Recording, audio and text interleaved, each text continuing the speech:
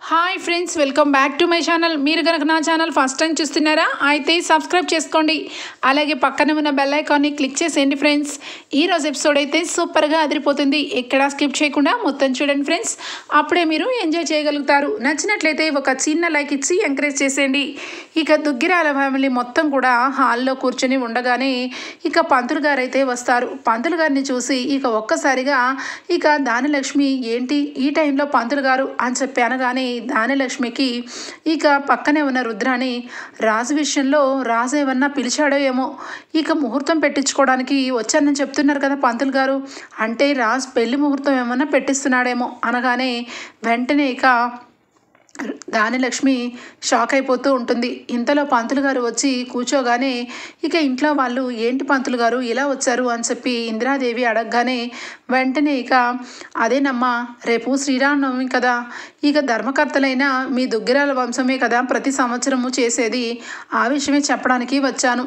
ఇక టైము ముహూర్తం గురించి మీకు చెప్తే మీరు తొందరగా గుడికి వస్తారని ఈ విషయం స్వయంగా చెప్పి వెళ్ళాలని వచ్చానమ్మా అని చెప్పి అనడంతో ఇక వెంటనే ఇక అందరూ కూడా సంతోషపడతారు. రాముల వారి కళ్యాణం ఇక మా చేతుల మీదే జరిపిస్తాం పంతులు గారు, ఇక మేము మీరు అనుకున్న టైం కంటే ఒక అరగంట ముందే వస్తాము అని చెప్పి ఇక చెప్పడంతో ఇక పంతులు గారు అక్కడి నుంచి వెళ్ళిపోతారు. రేపు శ్రీరామనవమి, అందరూ కూడా పొద్దున్నే తొందరగా తెమిలిపోయి రెడీ అయితే అందరం కలిసి గుడికి వెళ్ళి కళ్యాణం జరిపించుకొని ఇంటికి వద్దాం అని చెప్పి ఇందిరాదేవి అందరికీ కూడా ఇక తన పెద్దరికంగా ఒక మాట అయితే చెప్పేస్తుంది. ఇక అందరూ కూడా శ్రీరామనవమి రోజు పొద్దున్నే లేచి అందరూ కూడా మంచిగా తయారైపోయి అందరూ కూడా గుడికి బయలుదేరుతారు. బయలుదేరిన గుడికి వెళ్ళిన తర్వాత అక్కడ ఇక అందరూ కూడా ఇక అందరినీ ఆహ్వానిస్తూ దుగ్గిరాల వారి కుటుంబం వస్తుంది అని చెప్పి ఇక అక్కడ ఉన్న రిపోర్టర్స్ అందరూ కూడా ఇక మైక్స్ పట్టుకొని ఈరోజు మీ చేతుల మీదుగా రాముల వారి కళ్యాణం జరిపిస్తున్నారు కదా అని చెప్పి అన్ని క్వశ్చన్స్ వేస్తూ ఉంటారు యాంకర్లు అయితే. ఇక వెంటనే అందరూ కూడా కార్లు దిగి వస్తుండగా ఇక వెంటనే ఇందిరాదేవి అంటుంది, ఈ ఇంట్లో ఇక ఈ సంవత్సరం మాత్రం నా కొడుకు అలాగే నా మనవడు నా మనవరాలు ఇద్దరు కూడా కళ్యాణం జరిపించాలని అనుకుంటున్నాను నేను అనగానే అపర్ణ షాక్ అయిపోయి చూస్తూ ఉంటుంది. ఇక మరొక వైపు ఇక రాస్ అలాగే కావ్యలు కూడా అలాగే చూస్తూ ఉంటే వెంటనే ఇక అక్కడే ఉన్న రుద్రాని, అదేంటమ్మా రాజ్ ఎలా చేస్తాడు, అయినా రాజ్ ఏమన్నా శ్రీరామచంద్రుడా ఏంటి, చేసేదన్నీ తప్పుల పనులు, ఇప్పుడు కళ్యాణం జరిపించేస్తే ఆ పాపాలన్నీ పోతాయా, అయినా ఎప్పుడైనా ఒక భార్యకి విలువిచ్చి ఆ భార్యనే జీవితాంతం తన గుండెల్లో పెట్టుకొని చూసిన మనిషి శ్రీరామచంద్రుడు, అలాంటప్పుడు రాజ్ ఏం చేశాడు, భార్య ఉండగానే వేరొక అమ్మాయితో అక్రమ సంబంధం పెట్టుకొని ఒక బిడ్డకి తండ్రి అయ్యాడు, అలాంటప్పుడు రాజ్ కళ్యాణం జరిపించడం ఏంటి అని చెప్పి అందరి ముందు కావాలని రాజుని ఇక చాలా దిగజార్చి మాట్లాడుతూ ఉంటుంది.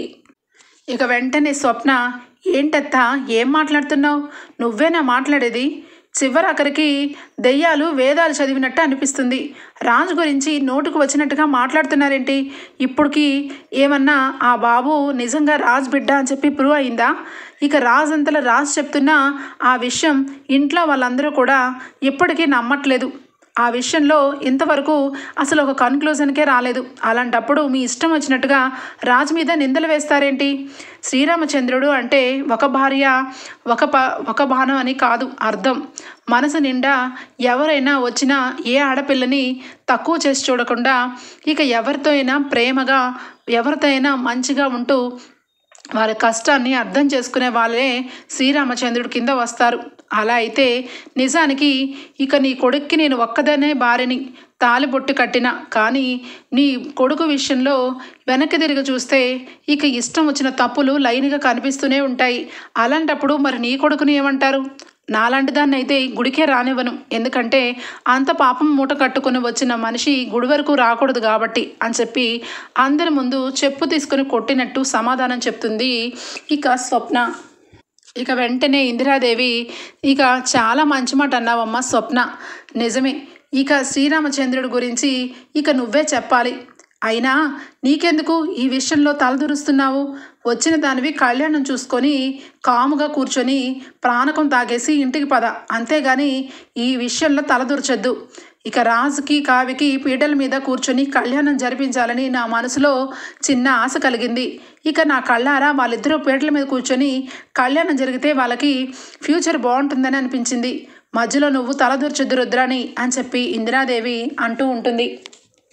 ఇక ఇంతలో పంతులు గారు అమ్మ రండమ్మా రండి అని చెప్పి పిలవగానే ఇక అందరూ కలిసి లోపలికి వెళ్తూ ఉండగా రాజ్ చేతిలో ఉన్న బాబుని చూసి ఇక అక్కడ ఉన్న ఇక రిపోర్టర్ అయితే ఎవరి బాబు చాలా క్యూట్గా ఉన్నాడు, చాలా క్యూట్గా నవ్వుతున్నాడు, ఇంతకీ ఎవరి బాబు సార్ అని చెప్పి ఆ బాబు గురించి అడగగానే రాజ్ ఇక ఏం చెప్పాలో అర్థం కాక అలానే చూస్తూ ఉంటే వెంటనే ఇక కావ్య బాబు దగ్గరికి వెళ్ళి ఏ నాన్న ఆకలేస్తుందా అని చెప్పి బాబుని తీసుకొని ఇక దగ్గరకు తీసుకుంటుంది. ఇక వెంటనే వాళ్ళకి అర్థమవుతుంది, అంటే మీ బిడ్డే కదా సార్, అందు గురించి అనుకుంటా, బాబు చాలా అందంగా ఉన్నాడు, మొత్తం మీ పోలికే అని చెప్పి అనేసి అక్కడి నుంచి వెళ్ళిపోగానే ఇక ఇంట్లో అందరూ కూడా అలానే చూస్తూ ఉంటారు. ఇక అపర్ణకైతే చాలా కోపం వస్తుంది రాజు వంక చూసి, కానీ ఏమీ అనలేక ఇది గుడి కాబట్టి వాడు చెప్పినట్టుగా ఇంకా వాడి జీవితంలో వారం రోజులు టైం ఉంది కాబట్టి వాడికి వాడే నిజం చెప్పి ఆ బిడ్డని తల్లి దగ్గరికి దించేస్తే వాడి జీవితం బాగుంటుంది, లేదంటే ఇక ఖచ్చితంగా ఈ అమ్మని వదిలి వెళ్ళిపోవాలి అని చెప్పి గుడిలోకి అడుగు పెడుతూ ఇక దండం పెట్టుకొని లోపలికి వెళ్తూ ఉంటుంది. ఇక ఒకవైపు రాముడు వారు అలాగే లక్ష్మణస్వామి అలాగే ఇక సీతాదేవి ఆంజనేయ స్వామి విగ్రహాలతో పూజ చేసి అలంకరించిన డెకరేషన్ చాలా అందంగా ఉంటుంది. ఇక మెయిన్ పీటల మీద రాజ్ కావ్యలు కూర్చోగా ఇక మిగతా జంటలందరూ కూడా జంటలుగా ఇందిరాదేవి సీతారామయ్య ఇక అపర్ణ అలాగే సుభాష్ ఇక దానిలక్ష్మి ప్రకాశం అందరూ జంటలుగా కూర్చొని ఉంటారు.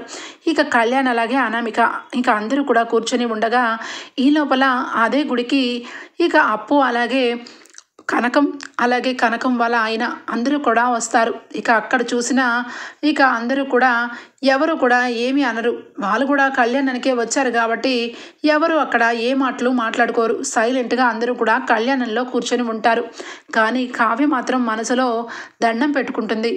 ఇక రామయ్య తండ్రి, నీ జీవితంలో ఒకే భార్యతో నువ్వు ఎన్నో కష్టాలు పడ్డావు, చివరాఖరికి మీ ఇద్దరూ నెగ్గి ఇక పట్టాభిషేకం జరిగింది.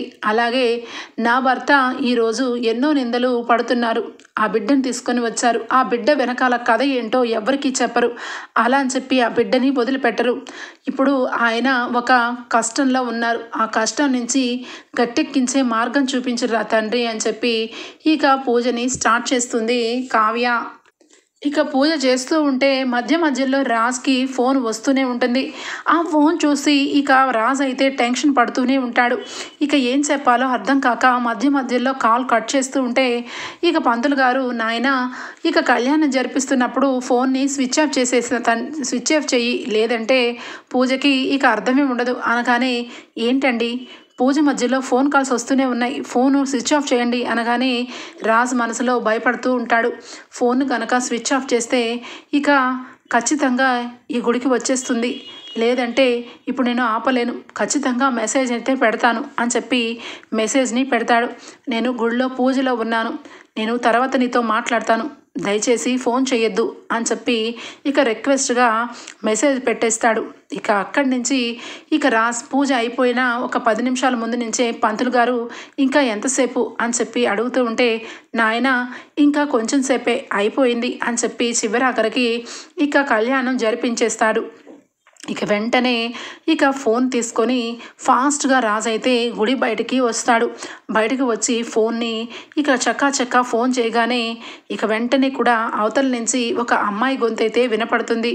హలో రాజ్, ఏంటి తెగ పూజల మీద పూజలు చేసేస్తున్నావు, అది కూడా నీ భార్యని పక్కన పెట్టుకొని, అంటే నువ్వు శ్రీరామచంద్రుడు అని నిజంగానే అనుకుంటున్నావా అని చెప్పి వెటకారంగా మాట్లాడుతూ ఉంటుంది. రాజ్ మాత్రం దానికి సమాధానం ఏమీ చెప్పకుండా ఫోన్ ఎందుకు చేసావు అని చెప్పి అంటాడు.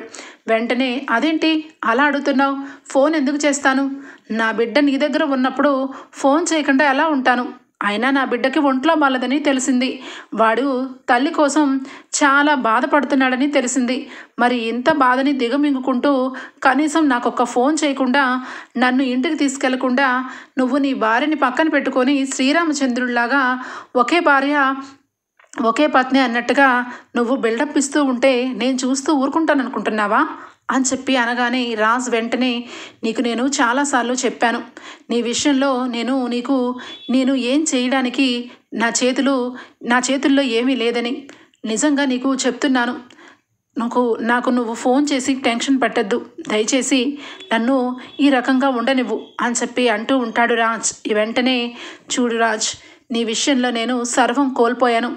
కేవలం ఈరోజు నేను బ్రతికి ఉన్నాను అంటే కేవలం ఇక నా కొడుకు గురించి. అలాంటప్పుడు నువ్వు నన్ను ఇలాగే ఒంటరిగా వదిలేస్తూ నా కొడుకును కూడా దూరం చేసేసి ఇక నీ దగ్గరే పెంచుకుంటాను అంటే కుదరదు. నువ్వు ఇంట్లో అందరికీ ఇక నిజం చెప్పకుండా బయటికి రావడానికి కూడా సిద్ధపడ్డావన్న సంగతి కూడా నాకు తెలిసింది. ఎందుకంటే ప్రతి ఒక్క నిమిషం నీ వెనకాలే ఉంటూ నువ్వు ఏం చేస్తున్నావా, ఎప్పుడెప్పుడు ఏ నిర్ణయం తీసుకుంటున్నావా అంతా కూడా నేను అబ్జర్వేషన్ చేస్తూనే ఉన్నాను. కానీ నువ్వు మాత్రం నిజం బయట పెట్టట్లేదు.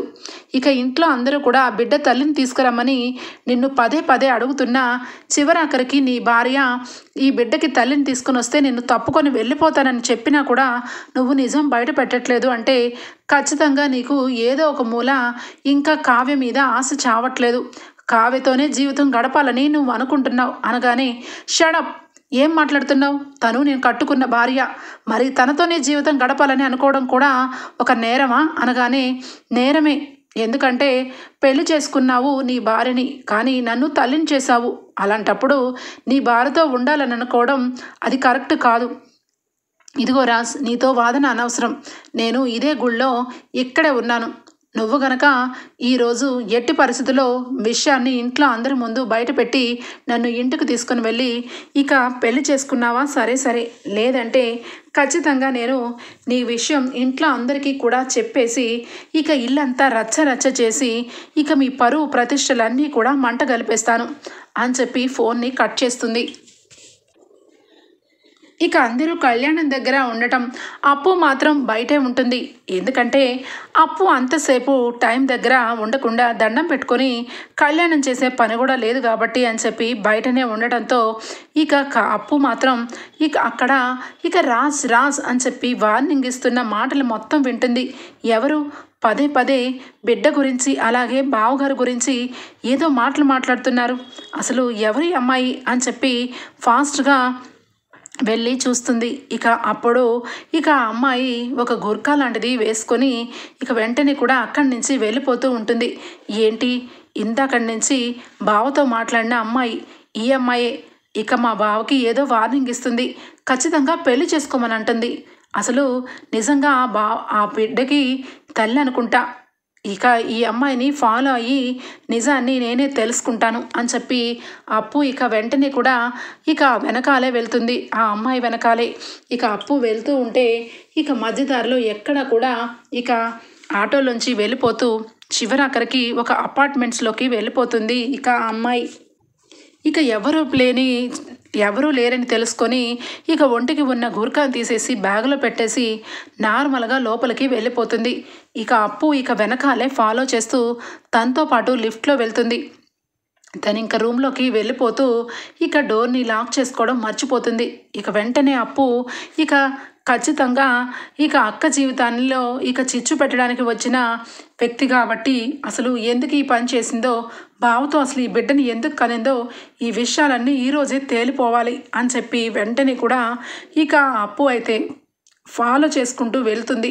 ఇక లోపలికి వెళ్ళగానే ఇక కూర్చొని అమ్మయ్య రిలాక్స్గా ఉంది, ఖచ్చితంగా ఈరోజు ఏదో ఒక నిర్ణయం తీసుకుంటాడు, లేదంటే ఇక ఖచ్చితంగా ఏదో ఒక విధంగా డబ్బునైనా ఇంటికి ఇస్తాడు అని చెప్పి ఇక రిలీఫ్గా ఫీల్ అవుతూ ఉండడం గమనిస్తుంది అప్పు. ఇక వెంటనే అప్పుడు ఫోన్ వస్తుంది ఇక ఆ అమ్మాయికి. ఇక వెంటనే కాల్ లిఫ్ట్ చేసేసరికి అనామిక గుడిలో నుంచి పక్కకి వచ్చి ఇక ఏం మాట్లాడావు? ఖచ్చితంగా ఇక నువ్వు ఇంటికి తీసుకొని రావాలి, పెళ్లి చేసుకోవాలని చెప్పావు కదా అని చెప్పి అనామిక అడుగుతూ ఉంటే చెప్పాని, ఖచ్చితంగా ఈరోజు కనుక నా విషయం చెప్పకపోతే నువ్వు ఇంట్లో నుంచి బయటకు వెళ్ళిపోతే కుదరదు.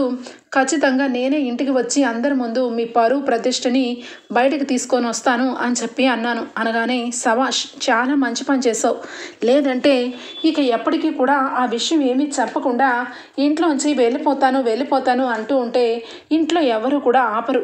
ఎందుకంటే రాజ్ బావ గారు అంటే ఇంట్లో అందరికీ అభిమానం ఎక్కువ కాబట్టి ఖచ్చితంగా నువ్వు ఎక్కువ ప్రెజర్ చేస్తే ఆయనంతటికి ఆయన ఇల్లు వదిలి వెళ్ళిపోతాడు అని చెప్పి అంటూ ఉంటుంది ఇక అనామిక. సరే అనామిక, నువ్వు చెప్పినట్టుగానే నేను చేశాను. ఆ బిడ్డకి ఇక తండ్రిని చెప్పాను, కానీ మొత్తానికి మోసం అయిపోతుందేమోనని భయం వేస్తుంది అని చెప్పి అనగానే ఎందుకు అలా అనుకుంటున్నావు అనగానే ఎందుకు అలా అనుకోవడం ఏంటి, నువ్వు చెప్పినట్టుగానే రాజ్ని ఇంటికి పిలిపించాను. ఇక తను తాగుతున్న కూల్ డ్రింక్లో మత్తు మందు కలిపి ఏదో నాతో అయిపోయినట్టు ఇద్దరం కలిసి ఇక బిడ్డనికి కన్నట్టుగా ఏదో తన్ని నమ్మించాను. నువ్వు ఇక కళ్యాణ్ జీవితంలోకి ఎలా ప్రవేశించావో అప్పటి నుంచి రాజుని కూడా నేను ఆ రకంగానే ఇక ఆఫీస్లో జాయిన్ అయ్యి ఇక ఆఫీస్లో అందరి ముందు రాజ్ నన్ను ఇక బయటకు తీసుకెళ్ళినట్టు, నేను ఇక ఏదో లవ్ ఫెయిల్యూర్లో ఉన్నట్టు నన్ను పాపం ఇక చేరదీస్తూ నాకు ఏదో రకంగా ఇక ఏదైనా హెల్ప్ చేయాలా అని చెప్పి ఇంటికి వచ్చిన వ్యక్తిని ఇక ఈ రకంగా బుట్టలో వేశాను. కానీ రాజ్ మాత్రం తన వైఫ్ మీద ఉన్న ప్రేమ మాత్రం ఎట్టి పరిస్థితుల్లో తగ్గేలా అనిపించట్లేదే, నాకైతే డౌట్గా ఉంది అనగానే నోరు మూసుకోవే, ఇప్పటి వరకు వచ్చింది, అనవసరంగా లేనిపోని అపోహలు పెట్టుకొని ఎవరికి అనుమానం వచ్చేలాగా ప్రవర్తించద్దు. అయినా నిన్ను చాలా జాగ్రత్తగా ఉండమని చెప్పాను కదా, నువ్వు ఫోన్ల వరకే చేస్తూ ఉండు, గుళ్ళి వరకు వచ్చేసి అందరి ముందు ఇక కనబడిపోతే ఖచ్చితంగా ఇక మా తోటికోళ్ళు ఉంది కదా ఆ ఖచ్చితంగా కావ్య చాలా తెలివిగలది, ఏదో రకంగా నిన్ను పట్టుకుంటుంది, తర్వాత మొత్తం కథ ముందుకు వచ్చేస్తుంది. ఇప్పుడు ప్రస్తుతానికి నా భర్త ఎండి అయ్యాడు, నా భర్త ఎండి అయినా ఎప్పటికైనా మా అన్నయ్య వస్తాడు, మా అన్నయ్యకి ఈ సీటుని ఇచ్చేసి నేను పక్కకు తప్పుకుంటాను అని చెప్పి అంటూనే ఉంటున్నాడు. కానీ ఎప్పటికీ రాడు, ఎప్పటికీ ఇంట్లో నుంచి బయటికి వెళ్ళిపోవాలి అంటే ఖచ్చితంగా తను తప్పు చేశాడు అని చెప్పి ప్రూవ్ చేయాలి అంటే ఇదొక్కటే దారి. నువ్వు రోజు ఇలానే టార్చర్ చేస్తూ చివరాఖరికి రాజ్ బావ గారు బాధను భరించలేక బయటకు వచ్చేస్తే అంతే చాలు, ఇక అప్పుడు నా పని చాలా సులువుగా ఉంటుంది. ఖచ్చితంగా కళ్యాణ్ విషయంలో ఇక డబ్బుని వేరు చేసి ఇక మా అమ్మ వాళ్ళకి కావలసినంత డబ్బుని నేను అప్పచెప్పగలుగుతాను. ఈ అకౌంట్స్కి వాటికి అన్నిటికీ సంబంధించినవన్నీ ఫైల్స్ అన్నీ కూడా ఇక నేను ఎప్పటికప్పుడు ఆఫీస్కి వెళ్ళి నా భర్త ఎండి స్థానంలో ఉన్నాడు కాబట్టి నాకు అడుపు ఉండదు. అదే రాజ్బాబు గారు ఉంటే ఖచ్చితంగా ఆయనకి ఏదో ఒక సలహా అడగడం, లేదంటే ఆయనని ఏదో ఒకటి అడిగి అన్నయ్య నువ్వే గొప్పవాడివి, నేను మాత్రం ఎప్పటికైనా నీకే ఈ సీట్ ఇస్తానని ఇక ఈయన ఎందులోనూ కూడా ఇంట్రెస్ట్ పెట్టరు అని చెప్పి అంటూ ఉంటుంది. ఇక ఇలాగే అనామిక అలాగా రాజ్ని చీటింగ్ చేసి మోసం చేసి బిడ్డ తల్లి అని చెప్పి అబద్ధం చెప్తున్న అనామిక ఫ్రెండు ఇద్దరు కూడా డిస్కషన్ పెట్టుకుంటూ ఉంటారు. ఇక విషయాలన్నీ అప్పు అయితే మొత్తం వింటుంది. ఇక అనామిక ఫ్రెండే రాజ్ని కావాలని మోసం చేసి ఇక తన బిడ్డకి రాజ్ తండ్రిని ప్రూవ్ చేసి ఏదో రకంగా రాజ్ని నమ్మించిందని అర్థం చేసుకుంటుంది అప్పు. ఇక వెంటనే అప్పు అక్కడి నుంచి ఇక ఈ విషయం అంతా కూడా అక్కకి చెప్పాలి, చెప్పకపోతే ఇంకా కొంపలు మునిగిపోతున్నాయి. ఇటువైపు చూస్తే కళ్యాణం జరిగిపోయింది, ఇక ఖచ్చితంగా రేపొక్క రోజే ఉంది, ఖచ్చితంగా బావగారు ఇంట్లో నుంచి వెళ్ళిపోతారు. అప్పుడు ఎక్కడికి వెళ్ళారు, ఏం చేశారు, ఏంటి అన్నది ఎవరికీ తెలియదు. ఇక ఈ రోజే ఖచ్చితంగా ఈ నిజాన్ని బయట పెట్టాలి అని చెప్పి అప్పు ఇక పూర్తిగా అనుకుంటుంది. ఇక వెంటనే అక్కడి నుంచి కావ్యకి ఫోన్ చేస్తుంది. కావ్య ఫోన్ లిఫ్ట్ చేసి ఏంటప్పు ఎక్కడికి వెళ్ళావు, గుడిలోనే బయట ఉంటానని చెప్పావు, అందరూ నీకోసం వెతుకుతున్నారు అనగానే ఏం లేదక్క, నీ గురించి బావ గురించి ఒక విషయం తెలిసింది. బావ ఒక బిడ్డని తీసుకొని వచ్చాడు కదా, ఆ బిడ్డ బావకి పుట్టలేదు. నిజానికి బావ వెనకాల గోతులు తవ్వే వాళ్ళు చాలామంది ఇంట్లోనే ఉన్నారు. ఆ విషయాన్ని నేను ఇప్పుడే తెలుసుకున్నాను. అర్జెంటుగా నేను చెప్పే అడ్రస్కి నువ్వు వస్తే నీకే విషయం మొత్తం తెలిసిపోతుంది. అని చెప్పి అంటూ ఉంటుంది అప్పు. ఇక వెంటనే కావ్య సరేనే అప్పు నేను ఇప్పుడే బయలుదేరుతున్నాను, లొకేషన్ పెట్టు అని చెప్పి కావ్య కూడా వెంటనే కూడా బయలుదేరుతుంది. ఇక అందరూ కూడా కళ్యాణం హడావుడిలో ఉండేసరికి కావ్య ఎక్కడికి వెళ్ళింది ఏంటన్నది ఎవరు అంతగా పట్టించుకోరు. ఇక వెంటనే కావ్య ఇంట్లో నుంచి ఇక గుడి నుంచి ఇక వెళ్ళటంతో ఇక అక్కడ చూపిస్తుంది అసలు నిజ స్వరూపం అంతా కూడా కావ్య అప్పు చూస్తారు. ఇక అమ్మాయి వెంటనే కూడా ఇక తన బాయ్ ఫ్రెండ్కి ఫోన్ చేసి ఇదిగో ఈరోజు ఖచ్చితంగా మన అకౌంట్లోకి ఎంతో కొంత డబ్బు వస్తుంది, ఈ అనామిక ఆడమన్న డ్రామా అంతా ఆడుతున్నా డబ్బు చేతికి రావట్లేదు, కానీ నువ్వు మాత్రం ఎవరితో పడితే వాళ్ళతో తిరగడం మొదలు పెట్టావు, ఖచ్చితంగా ఈరోజు డబ్బు వస్తుంది, మనిద్దరూ పెళ్లి చేసుకొని హ్యాపీగా జీవితాన్ని గడపాలని అనుకుంటున్నాం, మనకి కావలసినంత డబ్బు అనామిక ఇస్తుందని ఈ డ్రామా స్టార్ట్ చేశాను, కానీ ఇక ఇటు చూస్తే అనామిక లేట్ చేసేలా ఉంది, కాబట్టి ఇక ఈరోజు రాజ్కి ఫోన్ చేశాను, ఇక అందరి ముందు బహిరంగ కనబడతాను, నువ్వు డబ్బులు కానీ లేదంటే నన్ను పెళ్లి కానీ చేసుకోమని ఇక ప్రెజర్ చేశాను, ఖచ్చితంగా నాకు కాల్ చేస్తాడు, నేను అప్పుడు అడుగుతాను నాకు ఎంతో కొంత డబ్బు కావాలి, ఆ డబ్బుతో నేను ఇంకా హ్యాపీగా ఉంటాను, ఇక నీ జోలికి రాను అని చెప్పేస్తాను అనగానే ఇక అక్కడ కావ్య అలాగే అప్పు ఆ అమ్మాయి మాట్లాడుతున్న మాటలన్నీ కూడా విని షాక్ అయిపోతారు. అంటే ఇక రాజ్ వెనకాల ఇంత క్రూరంగా ఇంత ఇదిగా ఇక ఈ రకంగా చేశారా అని చెప్పి కావ్యకి చాలా కోపం వస్తుంది.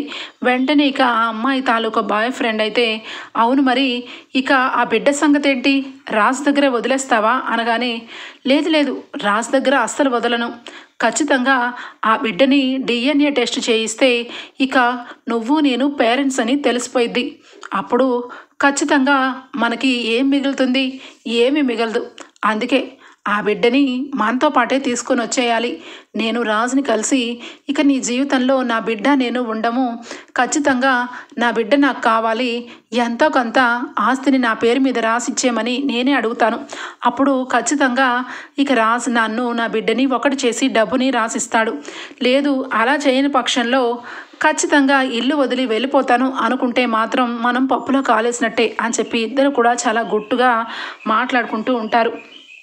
ఇక వెంటనే కావ్య అప్పు ఫోన్ తీసి మొత్తం కూడా రికార్డ్ చేయి, ఇక వీళ్ళ సంగతి వీళ్ళ జీవితాంతం జైల్లో ఊచలు లెక్క పెట్టుకునేలాగా నేను చేస్తాను అని చెప్పి కావ్య అయితే చాలా కోపంతో ఇక అక్కడి నుంచి చూస్తూ ఉంటుంది.